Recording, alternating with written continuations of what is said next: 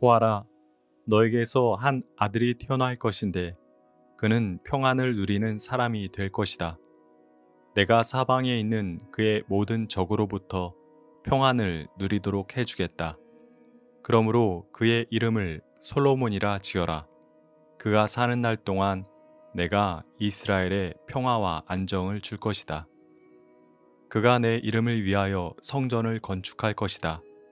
그는 내 아들이 되고 나는 그의 아버지가 되어 이스라엘을 다스리는 그의 왕위가 영원히 흔들리지 않고 튼튼히 서게 해줄 것이다.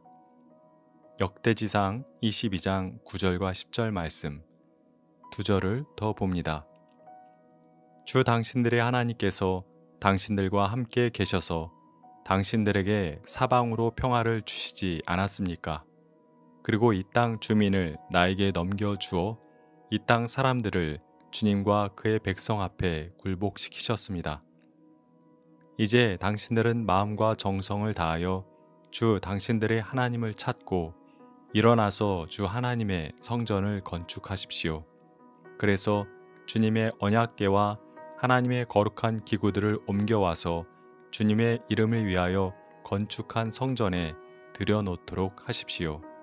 역대지상 22장 18절과 19절 말씀. 다윗은 성전을 지을 수 없었습니다. 그러나 다윗은 아들 솔로몬이 성전을 지을 수 있도록 만반의 준비를 했습니다.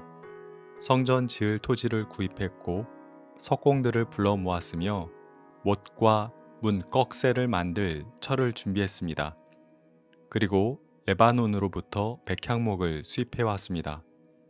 건축 과정의 절반은 다윗이 한 셈입니다. 성전 건축 준비를 마친 다윗은 솔로몬을 불러서 몇 가지를 당부합니다. 나는 많은 피를 흘려가며 큰 전쟁을 치렀기에 주님의 성전을 건축할 수 없었다.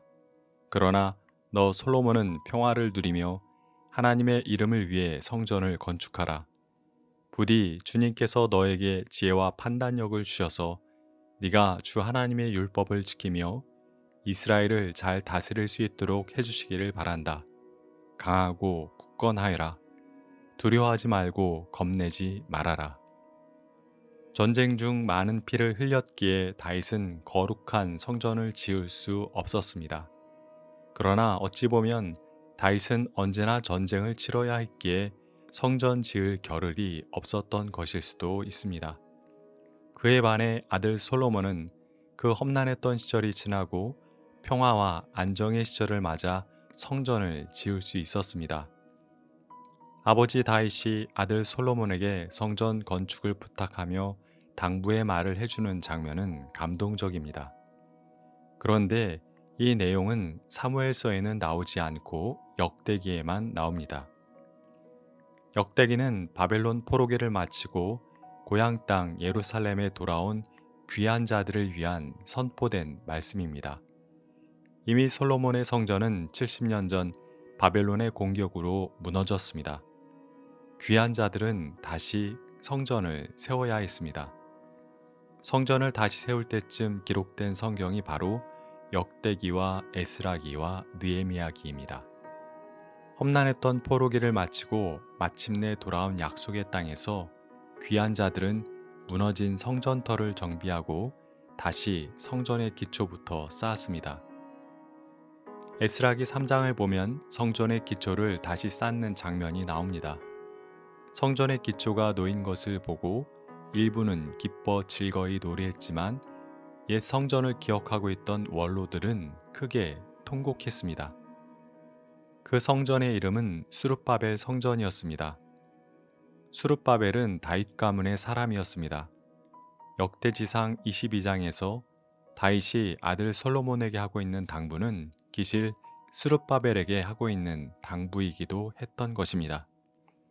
하나님이 주신 지혜와 판단력을 가지고 성전을 건축하길, 하나님의 율법을 지키며 이스라엘을 잘 다스릴 수 있기를, 두려워하지 말고 겁내지 말기를. 역대지상 22장에는 솔로몬을 향한 당부만 있는 것이 아니라 이스라엘의 지도자들을 위한 당부도 나옵니다. 하나님이 평화를 주신 것을 잊지 말기를. 이제 마음과 정성을 다하여 하나님을 찾고 주님의 성전을 건축해 나가길. 이 당부 역시 솔로몬 당시의 신하들과 백성들을 향해 선포된 말씀이었다기보다는 포로기를 마치고 고향 땅에 돌아온 이스라엘의 백성들 전체에게 선포된 말씀이라고 보아야 할 것입니다. 포로기를 마치고 고향 땅으로 돌아온 귀한 자들이 맞이한 것은 예언자들의 약속처럼 젖과 꿀이 흐르는 땅이 아니었습니다. 폐허가 된 채 버려진 성전터와 무너진 성벽이었습니다. 땅도 다른 이들이 들어와 살고 있었습니다.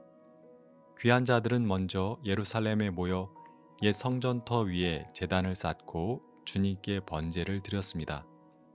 그렇게 1년이 지난 후에야 그들은 성전의 기초를 놓을 수 있었습니다.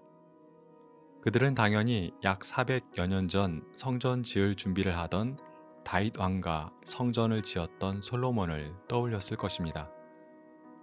전쟁 갔던 포로 생활을 뒤로하고 고향 땅, 약속의 땅으로 돌아온 스룹바벨과 귀한 자들은 다윗과 솔로몬과 같은 마음으로, 아니 보다 더 감사하고 더 간절한 마음으로 성전 공사에 임했을 것입니다. 주님께서 주신 지혜와 판단력으로 새 성전도 짓고 하나님의 율법으로 새로운 이스라엘을 만들어 나가며 마음과 정성을 다해 하나님을 추구하길 바랐던 것입니다. 스룹바벨과 귀한 자들이 다시 세운 것은 성전 하나가 아니었습니다.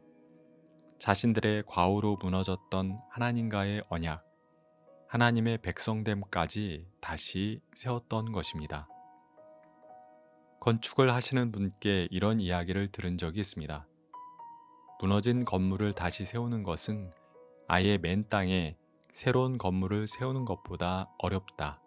왜냐하면 무너진 건물의 기초까지 다 제거한 후 공사를 시작해야 하기 때문이다. 무너진 옛 성전의 잔해를 치우고 기초석을 다시 놓을 때 옛 솔로몬 성전을 기억하던 원로들이 흘린 눈물 속에는 재건의 기쁨도 있었지만 지난날 자신들의 과오에 대한 뼈아픈 슬픔도 있었을 것입니다. 슬프고 아파도 무너진 것을 다시 세울 때는 그 과정을 반드시 거쳐야만 합니다. 이전의 기초를 다 걷어내고 다시 바닥부터 단단하게 다져 나가야 합니다. 실패와 좌절 이후 마음의 성전을 다시 세울 때도 마찬가지입니다. 어렵고 힘들어도 우리 안에 잘못된 점을 바닥까지 걷어내야 합니다. 그리고 하나님의 말씀을 초석 삼아 그 위에 새로운 마음의 성전을 세워야 합니다. 하나님 자신들의 과오로 무너지고 버려졌던 성전의 잔해를 치우고 새롭게 초석을 다지던 스룹바벨과 귀한 자들의 마음을 헤아려 보게 하시니 감사합니다. 우리의 잘못을 인정하고 책임지는 일은 언제나 괴롭고 힘이 듭니다. 그러나 주님, 그런 아픔 없이는 그 무엇도 새롭게 세울 수 없음을 잊지 않게 해 주십시오. 나의 지혜와 판단이 아니라 주님의 지혜와 판단을 구하며 말씀을 기초 삼고 늘 마음과 정성을 다해 하나님을 바라보며 살아가는 바닥이 든든한 사람이 되게 해 주십시오. 아멘.